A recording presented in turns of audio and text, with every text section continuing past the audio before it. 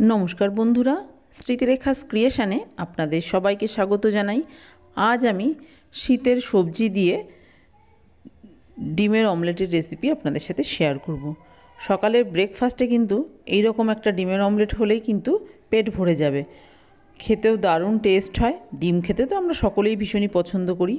आसुन देखे नेওয়া যাক आमार आजकेर এই अमलेटेर रेसिपि।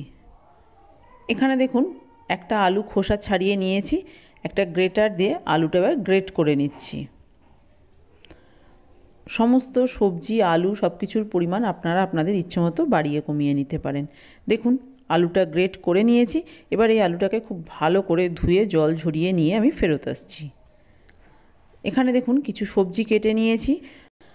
বাঁধাকপি কুচি, বিনস, গাজর, ক্যাপসিকাম, পেঁয়াজ, কাঁচা লঙ্কা সব কিছু কুচিয়ে নিয়েছি। আর আলু তো দেখালামই আপনাদের, গ্রেট করে নিয়েছি। আর নিয়েছি দুটো ডিম। এই সব কিছু দিয়েই আমি আজকে অমলেটটা তৈরি করব। এখানে দেখুন একটা বড় বাটি নিয়েছি। এবার এই বাটির মধ্যে প্রথমেই দিয়ে দিচ্ছি ডিম ফাটিয়ে। ডিমের পরিমাণটা কিন্তু আপনারা বাড়িয়ে কমিয়ে নিতে পারেন। দুটো ডিম ফাটিয়ে নিয়ে নিয়েছি। এবার এর মধ্যে সমস্ত সবজি দিয়ে দেবো। এখান থেকে যে সবজিটা আপনাদের পছন্দ হবে না সেটা বাদ দিতে পারেন, বা নতুন কোনো সবজিও এখানে আপনারা অ্যাড করতে পারেন। সমস্ত সবজি দেখুন দিয়ে দিলাম। এবার এর মধ্যে দিয়ে দেব পরিমাণ মতো বা স্বাদ অনুযায়ী লবণ, আর দিয়ে দিচ্ছি গোলমরিচ গুঁড়ো। এখানে আপনারা চিলি ফ্লেক্সের ব্যবহারও করতে পারেন। এবার ভালো করে সব কিছু মিশিয়ে নেব।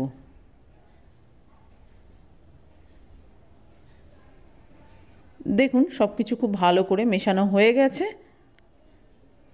এবার আমি ডিমের অমলেটটা তৈরি করে নেব। এইভাবে ফেটিয়ে রেখে দেওয়ার কোনো প্রয়োজন নেই। গ্যাসে একটা প্যান বসিয়ে গরম করে নিয়ে এর মধ্যে আমি দিয়ে দিচ্ছি রিফাইন তেল।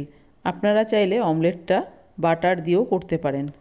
তেলটা দেখুন ভালো করে প্যানের গায়ে লাগিয়ে দেব। তেল গরম হয়ে গেছে। এবার এই গরম তেলের মধ্যে আমি ডিমের সঙ্গে যে সব কিছু মিশিয়ে রেখেছি সেই মিশ্রণটা দিয়ে দিলাম। গ্যাসের ফ্লেমটা মিডিয়ামে রেখেছি। ভালো করে প্যানের মধ্যে ছড়িয়ে দিলাম ডিম। এবার ঢাকা দিয়ে 1 থেকে 1.5 মিনিট রান্না হতে দেব। দেখুন 1.5 মিনিট মতো ঢাকা দিয়ে রান্না করে নিয়েছি। ওপরের দিকটা এখন একটু নরম আছে, নিচের দিকটা কিন্তু ভাজা হয়ে গেছে। এবার খুব সাবধানে অমলেটটা একটু উল্টে দিচ্ছি। উল্টে দিয়ে অপর পিঠটাও একটু ভেজে নেব। 1 মিনিট মতো ঢাকা দিয়ে ভেজে নিচ্ছি। 1 মিনিট হয়ে গেছে। ঢাকনাটা খুলে একটু দেখে নেব। আবারও অমলেটটা উল্টে দিলাম। দেখুন দুদিকটাই ভাজা হয়ে গেছে। এইভাবেও কিন্তু এই অমলেটটা খাওয়া যেতে পারে। খেতে কিন্তু ভীষণ ভালো লাগে। তবে আমি ওপর থেকে একটু চিজ দিয়ে দিলাম। এটা অপশনাল, আপনার ইচ্ছে না হলে বাদ দিতে পারেন। এবার ঢাকা দিয়ে চিজটা মেল্ট হওয়া পর্যন্ত রান্না করে নেব। 1 মিনিট মতো ঢাকা দিয়ে রেখেছিলাম। দেখুন চিজ মেল্ট হয়ে গেছে। এবার আমি গ্যাসের ফ্লেম অফ করে গরম গরম ডিমের অমলেট সার্ভ করে দেব। তৈরি হয়ে গেছে সবজি দিয়ে ডিমের অমলেট। খুব সহজ, খুব চটপট বানানো হয়ে যায়।